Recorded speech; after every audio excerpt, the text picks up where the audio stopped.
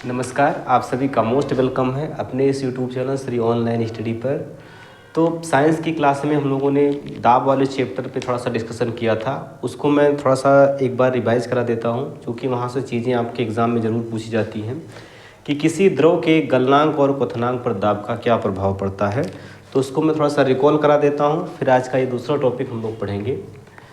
तो देखिए, हमने बताया था जो है गलनांक और क्वथनांक पर दाब का प्रभाव। गलनांक क्या होता है? मेल्टिंग पॉइंट, ऐसा टेम्परेचर पॉइंट जिस पर कोई ठोस जो है वो पिघलना शुरू कर देता है, वो उसका गलनांक कहलाता है। तो देखो भाई, इसमें दो कंडीशन बनी थी। पहली कंडीशन ये बनी थी जो है कि अगर कोई भी इसमें भरा हुआ ठोस है, कोई भी ठोस भरा हुआ है और ये पिघलने पर आयतन में घटता है, ठीक है भाई, पिघलने पर अगर कोई ठोस आयतन में घटता है तो दाब डालने से उसका गलनांक घट जाएगा। ठीक है, दाब डालने से उसका गलनांक क्या होगा? घट जाएगा। सपोज करिए कि इसमें बर्फ़ भरा हुआ है। बर्फ़ की खासियत ये होती है कि जब ये पिघलता है तो आयतन में घट जाता है। अगर आयतन में घट जाएगा तो दाब डालने पर इसका गलनांक भी क्या होता है? घट जाता है। सपोज करिए कि जैसे बर्फ़ 1 डिग्री सेल्सियस पर पिघल रही होगी, तो जब इस पर प्रेशर डालेंगे तो इसका गलनांक पता लगेगा -2 डिग्री सेल्सियस हो गया। आई बात समझ में? क्यों ऐसा हो रहा? क्योंकि पिघलने पर बर्फ़ आयतन में घटती है, अतः दाब डालने पर इसका गलनांक भी घट जाएगा।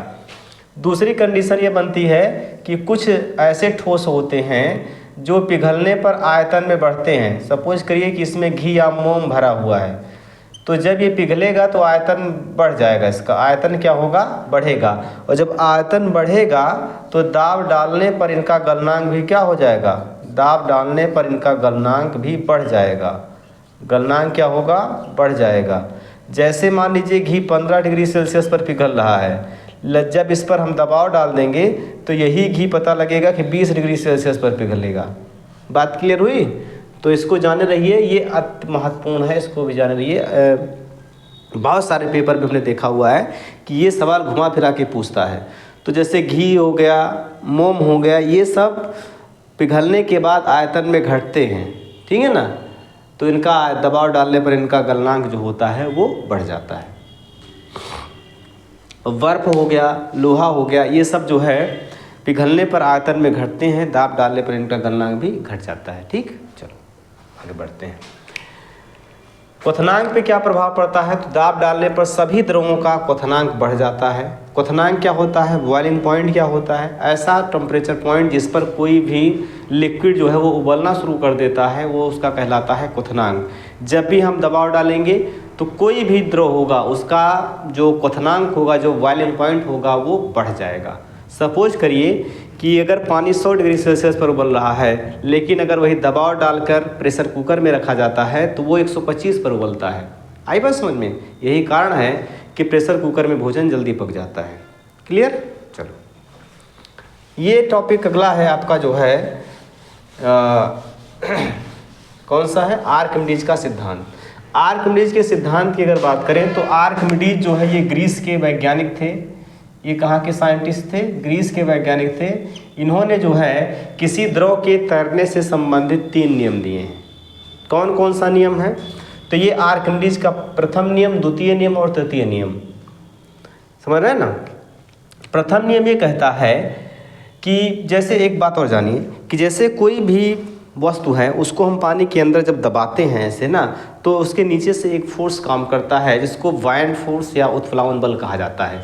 उत्प्लावन बल जो होता है ये जब जैसे मान लीजिए लोटा है, पानी उसमें थोड़ा सा भरिए, या वैसे लोटे लीजिए लोटे को और उसको पानी के अंदर ऐसे डुबाइए, तो वो जो है ऊपर की ओर बाहर आता है। तो बाहर आता है किस बल के कारण? उत्प्लावन बल के कारण, बायएंड फोर्स के कारण। ठीक है, तो यहाँ देखिएगा भाई, यहाँ पर जो है समझिए चीज़ों को कि अगर जो है किसी वस्तु का भार W है, किसी वस्तु का भार W है और उसके द्वारा हटाया गया पानी, चूँकि वस्तु का आयतन होगा, जब वस्तु को डुबाएंगे तो वो जो है पानी को विस्थापित करेगा।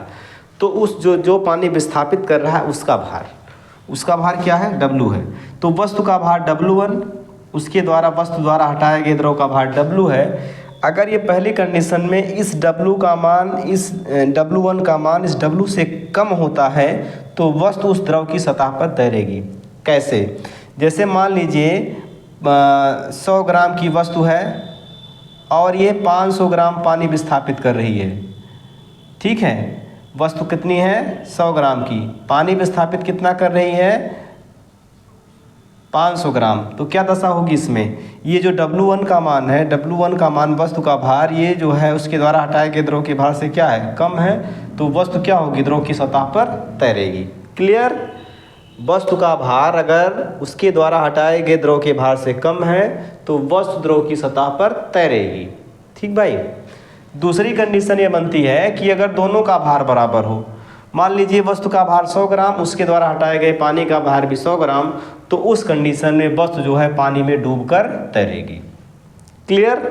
तीसरी बात यह है कि अगर वस्तु का भार उसके द्वारा हटाए गए द्रव के भार से ज़्यादा हो जाए, जैसे मान लीजिए कि वस्तु का भार जो है, कोई वस्तु है, मान लीजिए 500 ग्राम की एक वस्तु है, ठीक है ना, और इसने केवल 200 ग्राम पानी विस्थापित किया, तो यहाँ वस्तु का भार क्या है? अधिक है। पानी का विस्थापित पानी का भार क्या है? कम है।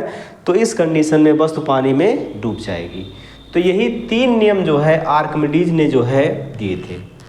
अब देखो भाई, इसका यूज़ क्या है? इसका यूज़ जो है, जैसे हम लोगों ने देखा होगा कि किसी भी पदार्थ की शुद्धता को मापने के लिए, जैसे पुराने समय में क्या होता था, सोने का टुकड़ा होता था, उसको पानी के अंदर रखा जाता था, जो पानी विस्थापित होता था उसको मापते थे, ठीक। इसके बाद कोई अशुद्ध सोने का टुकड़ा होता था, उसको डालते थे, तो जब उसको डालते थे ना, तो उसके द्वारा जो विस्थापित पानी होता था उसको मापते थे। दोनों में वेरिएशन आता था। कैसे वेरिएशन आता था कि जैसे मान लीजिए कि आयतन तो सेम है, पानी बराबर विस्थापित करेगा, लेकिन एक कंडीशन में जो शुद्ध वाला रहेगा, अगर मान लीजिए उसका भार जिस कंडीशन में रहेगा वो डूबेगा, तैरेगा, क्या दशा होगी?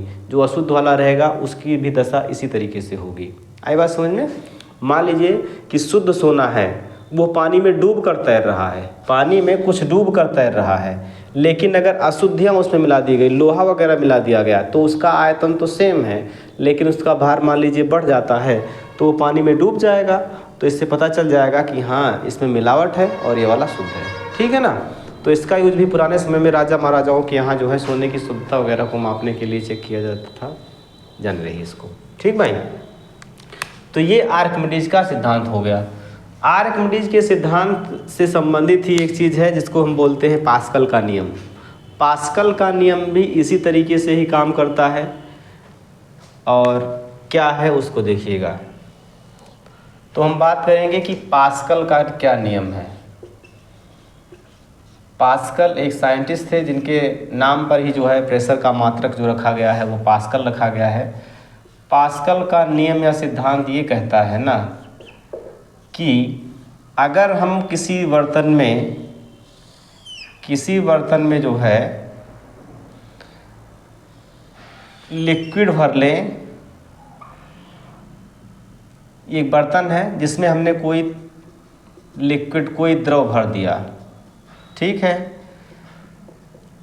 अगर हम इधर पिस्टन लगाकर, यहाँ पर एक पिस्टन हमने यहाँ लगा दिया इधर ऐसे, और इधर इस साइड जो है हमने एक वस्तु उठाने के लिए रख दी, ये कोई वस्तु यहाँ पर हमने उठाने के लिए रख दी, ठीक है।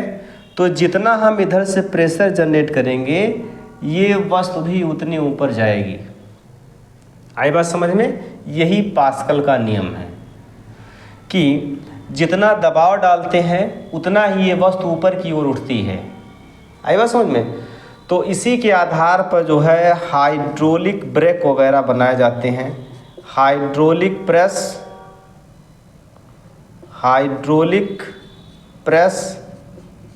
कहते नहीं, हाइड्रोलिक से कोई चीज़ उठाई जा रही है तो ये हाइड्रोलिक प्रेस, हाइड्रोलिक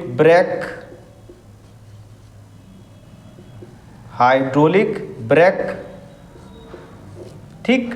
तो ये सब किस सिद्धांत पे काम करते हैं? ये सब सिद्धांत है पास्कल का नियम कि किसी वस्तु पर जितना दबाव डालते हैं, किसी वस्तु में अगर लिक्विड भरकर जितना दबाव डालते हैं अगले सिरे से उतना ही काम होता है। तो लगाया गया दाब लगाए गए काम के बराबर होता है। इसी को हम कहते हैं पास्कल का नियम। तो यहाँ आप चाहे लिख लीजिए कि पास्कल का नियम ये कहता है कि लगाया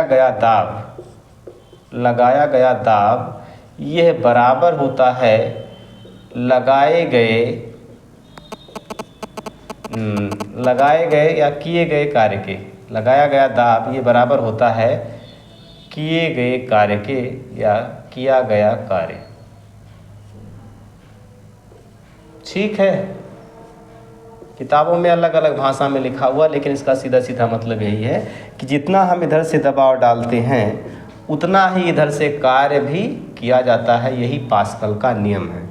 तो हाइड्रोलिक प्रेस हो गया, हाइड्रोलिक ब्रेक हो गया, ये सब किसके सिद्धांत पे काम करते हैं? तो ये सब पास्कल के सिद्धांत पे काम करते हैं। वर्तमान में क्या दशा हुई है कि जैसे लिक्विड थोड़ा सा वजनदार होता है तो इस लिक्विड के स्थान पर क्या भर दिया जाता है? हवा को भर दिया जाता है। ठीक है ना? तो इससे जो है एयर ब्रेक बन जाता है, समझ रहे हैं ना? इस लिक्विड के स्थान पर ये जो द्रव भरा हुआ है यहाँ पर, इस द्रव के स्थान पर क्या भर देते हैं? हवा भर देते हैं। और जब उधर उस सिरे से दबाव डालते हैं तो इधर से उतना काम होता है। आई बात समझ में? तो ये थोड़ा सा एक छोटा सा टॉपिक था जिसको आप चीज़ों को समझ गए होंगे। कल हम आप लोगों को पढ़ाएंगे पृष्ठ तनाव के बारे में, सरफेस टेंशन के बारे में, श्यानता के बारे में, इन सब चीज़ों के बारे में। ठीक है, तो आज के लिए इतना रखिए, मिलते हैं कल की क्लास में। तब तक आप इस चीज़ को अच्छे से समझ लीजिए क्योंकि यहाँ से आपके एग्ज़ाम में सवाल बनते रहते हैं। ओके, थैंक यू सभी को।